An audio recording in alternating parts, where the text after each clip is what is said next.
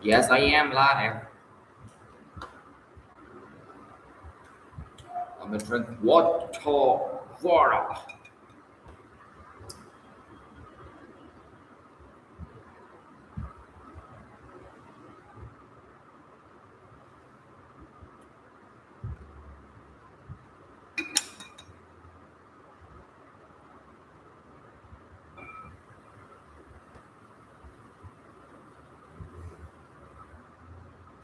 Chapter 9. Uncle Herbert and Aunt Alberta's silver wedding was delicately referred to among these students during the following weeks as the time we first noticed poor Valency was a little, you understand? Not for words would any of the Sterlings have said out at first that Valency had gone mildly insane or even that her mind was slightly deranged. Uncle Benjamin was considered to have gone entirely too far. He had ejaculated. She is Deppy, I tell you, she is Deppy, and was only excused because of the outrageousness of Valency's conduct at the aforesaid wedding dinner. But Mrs. Frederick and Cousin Stickles had noticed a few things that made them uneasy before the dinner.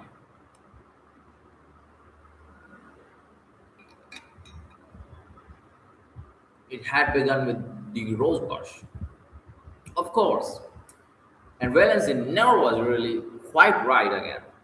She did not seem to worry in the least over the fact that her mother was not speaking to her. You never suppose she noticed it at all. She had flatly refused to take either purple pills or red horse spirits. She had announced coolly that she did not intend to answer to the name of Das any longer. She had told Cousin Stickles that she wished she would give up wearing that brooch with Cousin Artemus Stickles' hair in it. She had moved her bed in her room to the opposite corner. She read, pardon, she had read Magical Wings Sunday afternoon when Cousin Stickles had rebunked her Valency, had said indifferently, "Oh, I forgot it was Sunday," and had gone on reading it. Cousin Stickles had seen a terrible thing. She had caught Valency sliding down the banister. Cousin Stickles did not tell Mrs. Frederick this. Poor Amelia was worried enough as it was. But it was Valency's announcement on Saturday night that she was not gonna go to the Anglican church anymore that broke through Mrs. Frederick's stony silence. Not, gonna, not going to church anymore. Josh, have you absolutely taken leave? Oh, I'm going to church, said Valency, airily.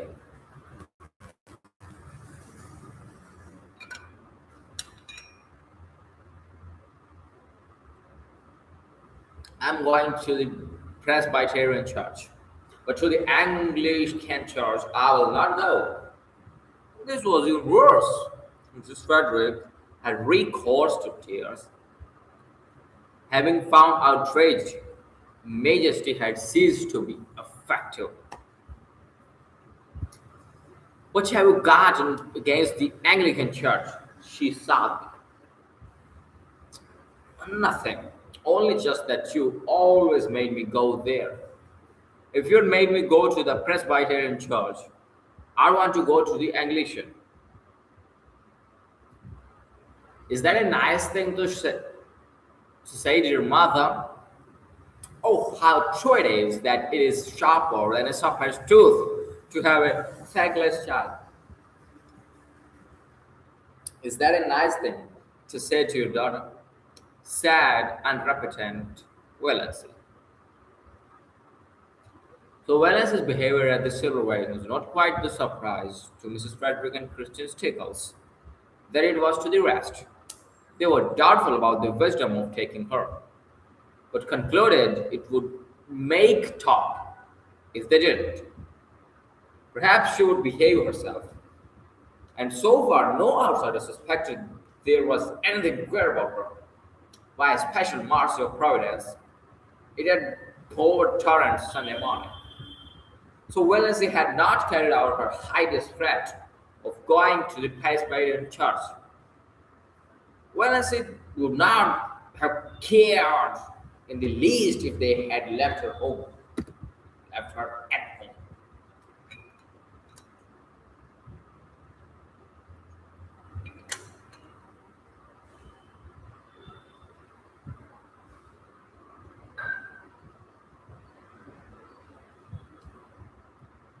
These family celebrations were all hopelessly done.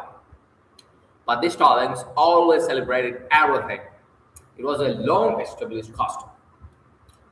Even Mrs. Frederick gave a dinner party on her wedding anniversary, and cousin Stickles had friends into supper on her birthday. Valency hated these entertainments because they had to pinch and save and contrive for weeks afterwards to pay for them. But she wanted to go to the silver wedding. It would hurt Uncle Herbert's feelings if she stayed away, and she rather liked Uncle Herbert. Besides, she wanted to look over all her relatives from a new angle. It would be an excellent place to make public a declaration of independence if occasion offered. Put on a brown silk dress, said Mrs. Stoller, as if there were anything else to put on. Well, she had only one festive dress, that snuffy brown silk Aunt Isabel had given her. Aunt Isabel had declared that Valency should never wear colors. They did not become her. When she was young, they allowed her to wear white, but that had been tacitly dropped for some years. Valency put on her brown silk. It had a high collar and long sleeves. She had never had a dress with low neck and elbow sleeves, although they had been worn, even in Deerwood, for over a year. But she did not do her hair pompadour. She knotted it on her neck and pulled it out over her ears. She thought it became her. Only the little knot was so absurdly small. Mrs. Frederick resented the hair but decided it was the wisest to say nothing on the eve of the party. It was so important that Valency should be kept in good humor, if possible, until it was over. Mrs. Frederick did not reflect that this was the first time in her life that she had thought it necessary to consider Valency's humors. But then, Valency had never been queer before. On their way to Uncle Herbert's, Mrs. Frederick and Cousin Stickles walking in front, Valency trotting meekly along behind. Roaring a bell drove past them, drunk as usual. But not in the roaring stage, just drunk enough to be excessively polite. He raised his disreputable old-turned cap with the air of a monarch saluting his subjects and swept them a grand bow. Mrs. Frederick and Cousin Stickles dared not cut roaring a bell altogether. He was the only person in Deerwood who could be got to do odd jobs of carpentering and repairing when they needed to be done. So it would not do to offend him. But they responded with only the stiffest, slightest of bows. Roaring Abel must be kept in his place. Valency, behind them, did a thing they were fortunately spared seeing. She smiled gaily and waved her hand to Roaring Abel. Why not? She had always liked the old singer. He was such a jolly, picturesque, unashamed reprobate, and stood out against the drab respectability of Deerwood and its customs like a flame red flag of revolt and protest. Only a few nights ago, Abel had gone through Deerwood in the waste rocks, shouting oaths at the top of his stentorian voice, which could be heard for miles, and lashing his horse into a furious gallop as he tore along proper Elm Street.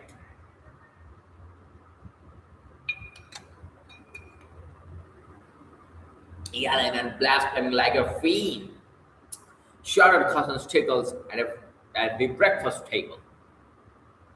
I cannot understand why the judgment of the Lord has not fallen upon that man long ere this, said Mrs. Frederick petulantly, as if she thought Providence was very dilatory and ought to have a general reminder. He'll be picked up dead someone. He'll fall under his horse's hoofs and be trampled to death, said Cousin Stickles reassuringly. Valency had said nothing, of course, but she wanted to herself if Roaring Abel's periodicals praise were not his futile protest against the poverty and drudgery and monotony of his existence. She went on dream sprees in her blue castle. Roaring Abel, having no imagination, could not do that. His escapes from reality had to be concrete. So she waved at him today with a sudden fellow feel, and Roaring Abel, not too drunk to be astonished, nearly fell off his seat in his amazement.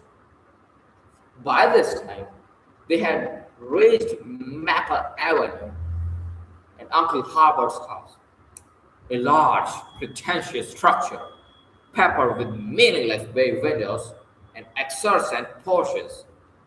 A house that always looked like a stupid, prosperous, self-satisfied man with warts on his face.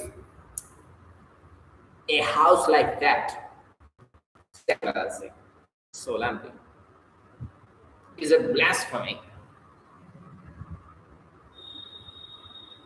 Oh, Mrs. Frederick was shaken to her soul. Oh, Aunt Valency said, was it profane? Or only just cure? Mrs. Frederick took off her hat in Aunt Alberta's spare room with trembling hands. She made one more feeble attempt to avoid disaster. She held Valency back on the landing as Cousin Stickles went downstairs. Won't you try to remember you're a lady? She pleaded. Oh, if there were only any hope of being able to forget it, said Valency wearily. Mrs. Frederick felt that she had not deserved this from Providence. Chapter 10.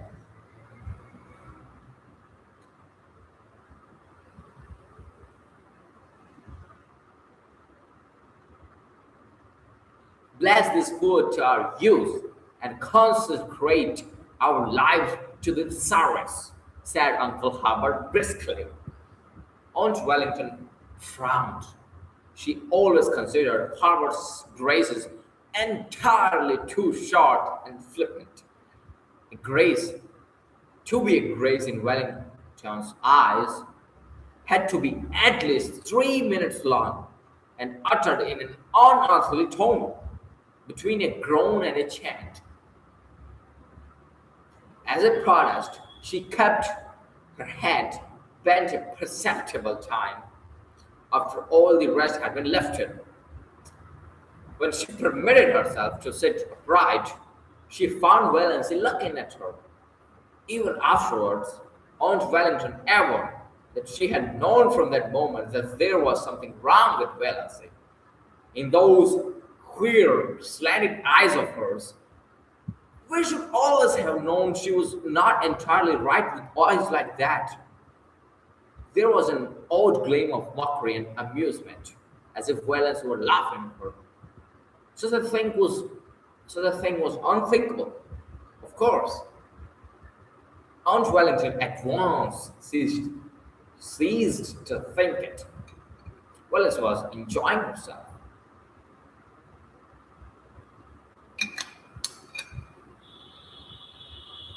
She had never enjoyed herself at a family reunion before, in social functions, as in childish games. She had only filled in. Her clan had always considered her very dull. She had no parlor tricks, and she had been in the habit of taking refuge from the bottom of family parties in her blue castle, which resulted in an absent-mindedness that increased her reputation for dullness and vacuity. She has no social presence whatever. Aunt Wellington had decreed once and for all. Nobody dreamed that Valence was dumb in their presence merely because she was afraid of them. Now, she was no longer afraid of them. The shackles had been taken off her soul. She was quite prepared to talk if occasion offered. Meanwhile, she was giving herself such freedom of thought as she had never dared to take before. She let herself go with a wild inner exultation, as Uncle Herbert craved the turkey. Pardon me, carved the turkey. Uncle Herbert gave Wellesley a second look that day. Being a man, he did not know what she had done to her hair, but he thought surprisedly that Dawes was not such a bad-looking girl after all, and he put an extra piece of white meat on her plate. What harbor is the most injurious to a young lady's beauty? Propounded Uncle Benjamin by the way of starting conversation.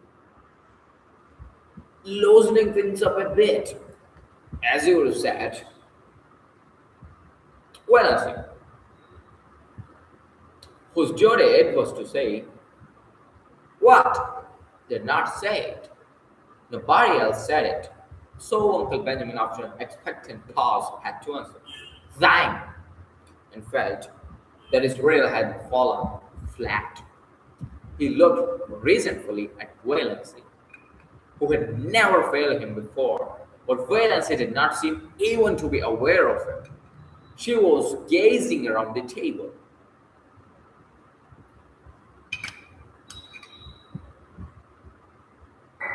Examining relent,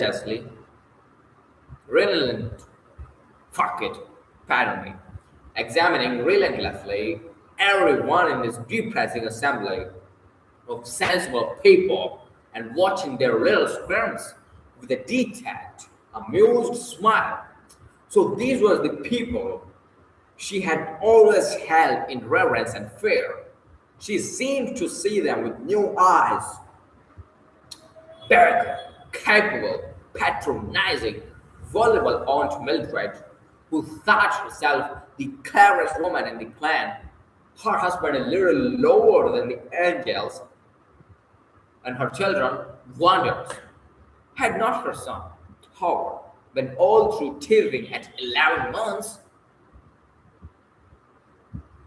And could she not tell you the best way to do everything from cooking mushrooms to picking up a snake?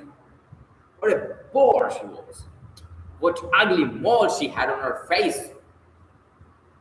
Cousin Gladys, who was always praising her son, who had died young, and always fighting with her living one.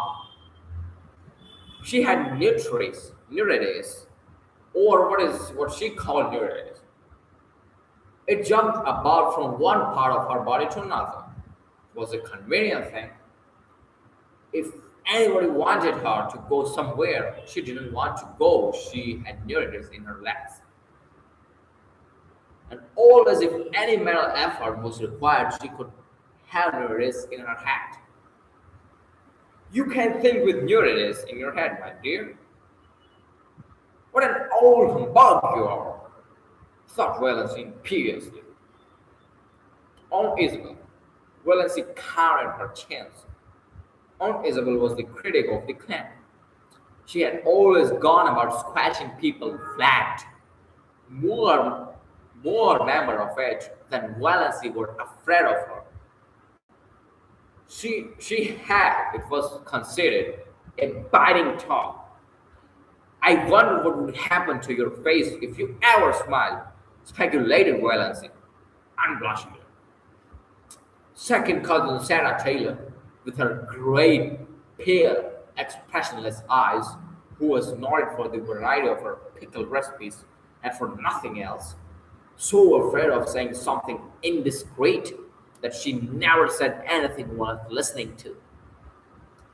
So proper that she blushed when she saw the advertisement picture of a corset that had put a dress on her Venus de Milo statuette, which made it look real tasty. Little cousin Georgiana, not such a bad little soul, but deary, dreading, very, always looking as if she had just been starved and ironed, always afraid to let herself go. The only thing she really enjoyed was a funeral. You know where you were with a corpse. Nothing would, nothing more could happen to it. But while there was life, there was fear. Uncle James, handsome, black, with his sarcastic, trap-like mouth and iron gray sideburns, whose favorite amusement was to write controversial letters to the Christian Times attacking modernism. Wells always wondered if he looked as solemn when he was asleep as he did when awake. No wonder his wife and died had died. Wells remembered a pretty sensitive thing. Uncle James had denied her everything she wanted and showered on her everything she didn't want. He had killed her quite legally. She had been smoothed out and starved. Uncle Benjamin, wheezy, pussy mouth, with great pouches under eyes that held nothing in reverence. Oh, fuck it. Uncle Wellington, long, pallid face, thin pale yellow hair, one of the fierce Stalins, thin, stooping body, abdominally high forehead, with such ugly wrinkles, and eyes about as intelligent as a fish's. Shh! Get the fuck out of here, you little rat! Thought Valency.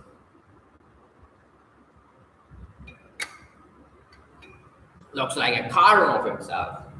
Aunt Wellington, named Mary, but called by her husband's name to distinguish her from great Aunt Mary.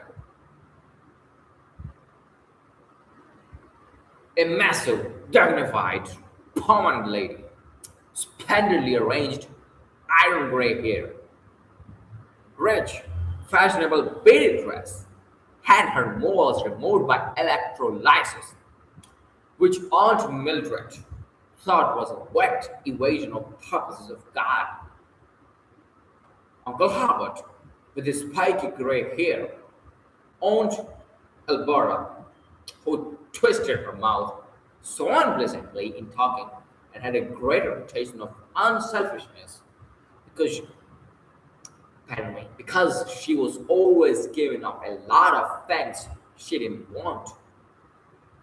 Valency let them off easily in her judgment because she liked them, and if they were in Milton's expressive phrase, stupidly good. But she wondered for what inscrutable reason Aunt Alberta had seen fit to tie a black velvet ribbon around each of her chubby arms above the elbow. Then she looked across the table at Olive, who had been held up to her as a paragon of beauty, behavior, and success as long as she could remember. Why can't you hold yourself like Olive? Does? Why can't you stand correctly like Olive does? Why can't you speak pretty like Olive does? Why can't you make an effort? Does?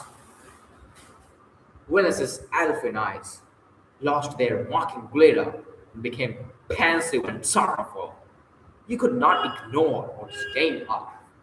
It was quite impossible to deny that she was beautiful and effective, and sometimes she was a little intelligent.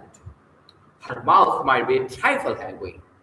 She might show her fine, white, regular teeth rather too lavishly when she smiled. But when all was said and done, Olive justified Uncle Benjamin's summing up. A stunning girl. Yes, well as a great in her heart. Olive was stunning. Oh, fucking 20 minutes again.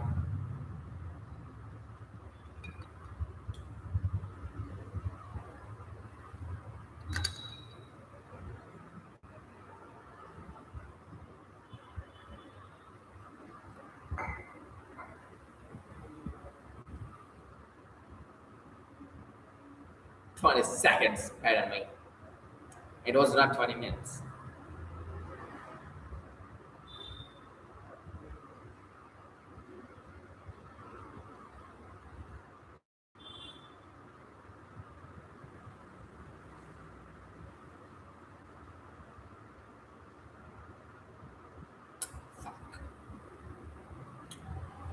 Rich, golden brown hair, elaborately dressed, with a sparkling banjo holding its glassy puffs in place, large, brilliant blue eyes, thick silken lashes,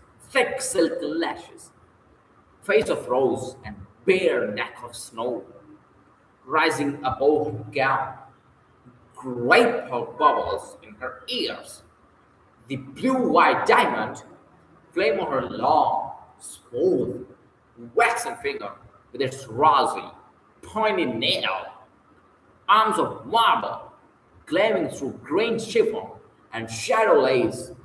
Valency felt suddenly thankful that her own scrawny arms were decently swathed in brown silk. Then she resumed her tabulation of Olive's charms. Tall, queenly, confident, everything that Valency was not. Dimples, too, in cheeks and chin. A woman with dimples always gets her own way, thought Valency, in a recurring spasm of bitterness at the fate which had denied her even one dimple. Olive was only a year younger than Valency, though a stranger would have thought that there was at least 10 years between them. But nobody ever dreaded old maidenhood for her. Olive had been surrounded by a crowd of eager beaux since her early teens, just as her mirror was always surrounded by fringe of cards, photographs, programs, and invitations. At 18, when she had graduated from Harvard College, Olive had been engaged to Will Desmond, lawyer in Embryo. Will Desmond had died, and Olive had mourned for him properly for 2 years. When she was 23, she had a hectic affair with Donald Jackson, but Aunt and Uncle Wellington disapproved of that, and in the end, Olive dutifully gave him up. Nobody in the Stirling clan, whatever outsiders might say, hinted that she did so because Donald himself was cool enough. However that might be, Olive's third venture met with everybody's approval. Caesar Price was clever and handsome, and one of the Port Lawrence's prizes. Olive had been engaged for 3 years. He had just graduated in civil engineering, and they were to be married as soon as he landed a contract. Olive's hope chest was full to overflowing with exquisite things, and Olive had already confided to Valency that her wedding dress was to be ivory silk draped with lace, white satin coat train, lined with pale green goblet, hero wheel of Brussels lace. Valency knew also, though Olive had not told her, that the bridesmaids were selected and that she was not among them. Valency had, of profession, always been Olive's confident, perhaps because she was the only girl in the connection and could not bore Olive with written confidences.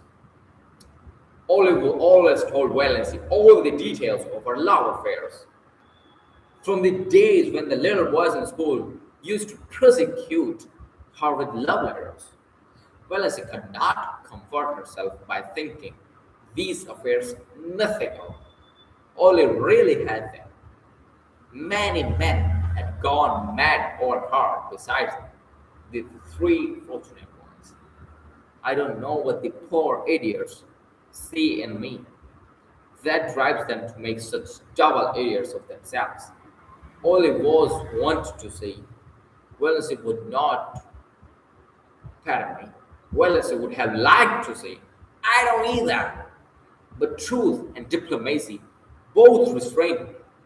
She did know perfectly well. Olive Starling was one of the girls about whom men do go mad just as endurably as she, Valency, was one of the girls at whom no man ever looked twice. And yet, thought Valency, summing her up with a new, merciless conclusiveness, she is like a dealers woman. There's something lacking. Okay, it ended. And look at my new hairstyle, buddies. How's it? I would like to end it here. See you later.